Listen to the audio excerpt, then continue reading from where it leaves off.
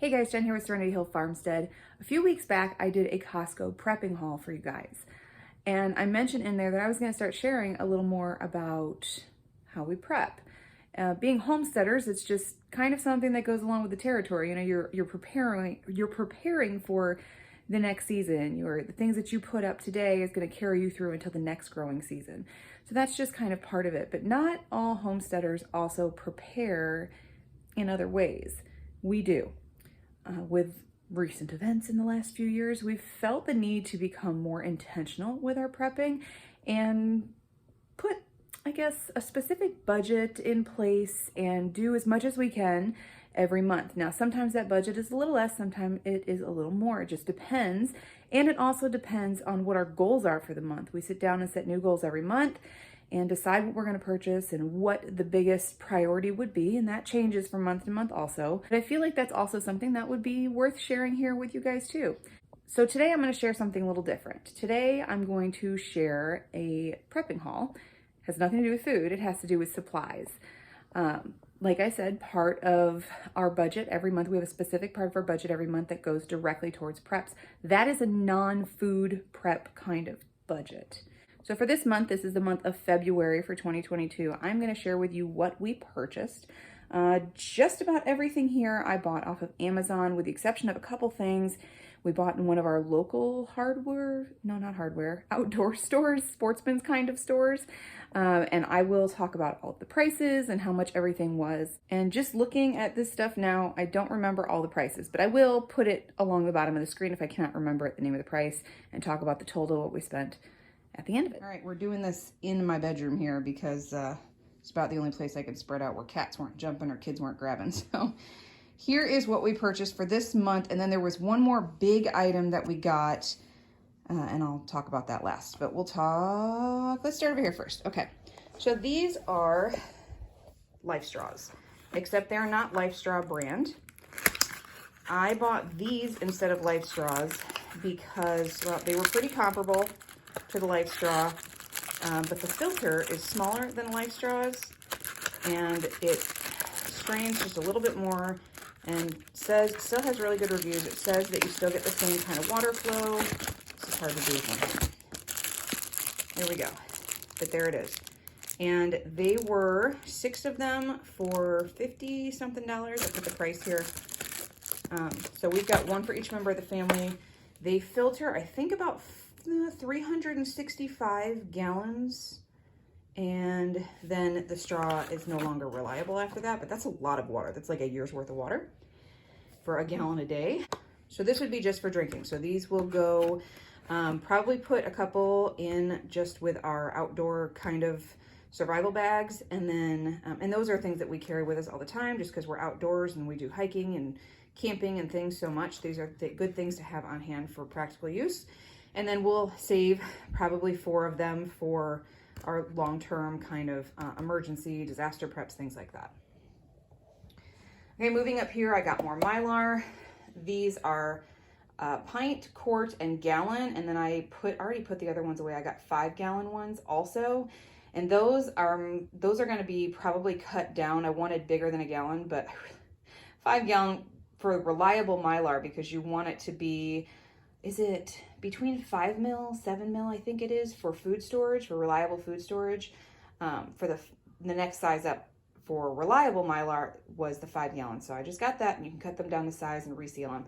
So I got that. It came with oxygen absorbers, and it came with these clip things, and I don't even know what these are for because I've never used the clips. And it came with labels, which is good. You can always use labels, but honestly, I probably just prefer Sharpies because labels fade and they peel off, they lose their stick. So I probably just write on these are Sharpies anyway and use that for something else.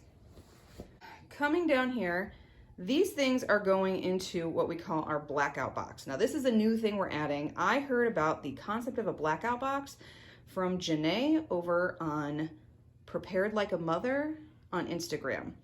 She has this little IGTV live thing saved about when she talks about her blackout box, and I thought that was genius because every year we have storms. We live in Tornado Alley, so when it gets to be about that time of year that tornadoes are more common, or if they start putting out warnings or watches earlier, kind of off season, I scramble and grab everything together. Well, I don't scramble. If I know the weather's coming, I do it a day or so in advance. If they're predicting weather that we know is going to likely result in something severe, I thought there was no reason why we shouldn't just keep a blackout box. It's just one box with everything in there.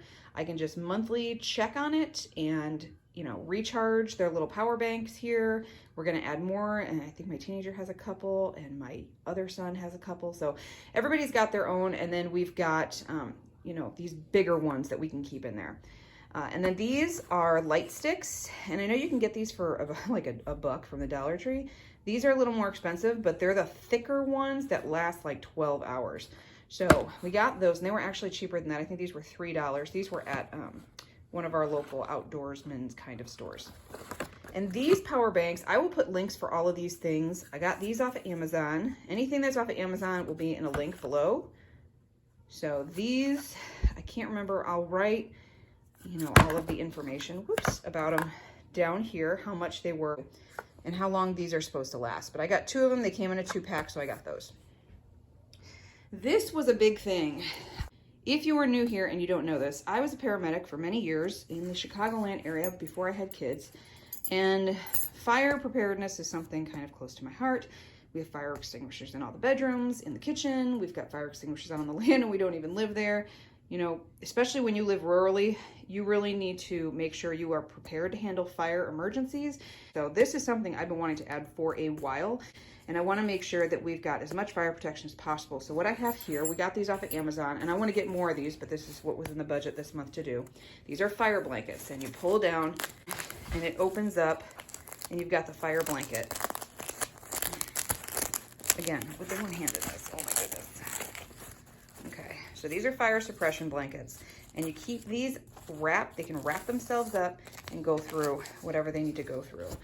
If they need to go through a window, go through an area where there's a lot of smoke or flames.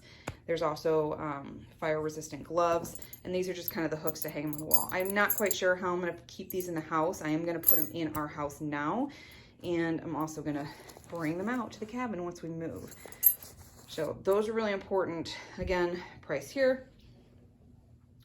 I feel like a real sense of relief for these. I got the bigger ones, the 47 by 47.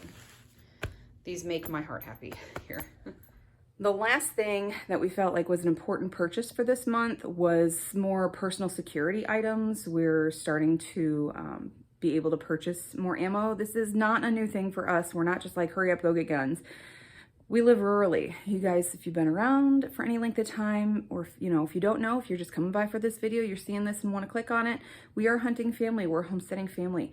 We have shotguns to hunt with. We have rifles to protect our livestock. We have sidearms that we need to carry and protect ourselves because we live in an area where there's a lot of predators, and we live, again, very, very rurally, and there are frequent predators on our land. Right now, we're tracking a bobcat. So firearms are just part of our way of life, and for a while, finding ammo was either impossible or extremely expensive.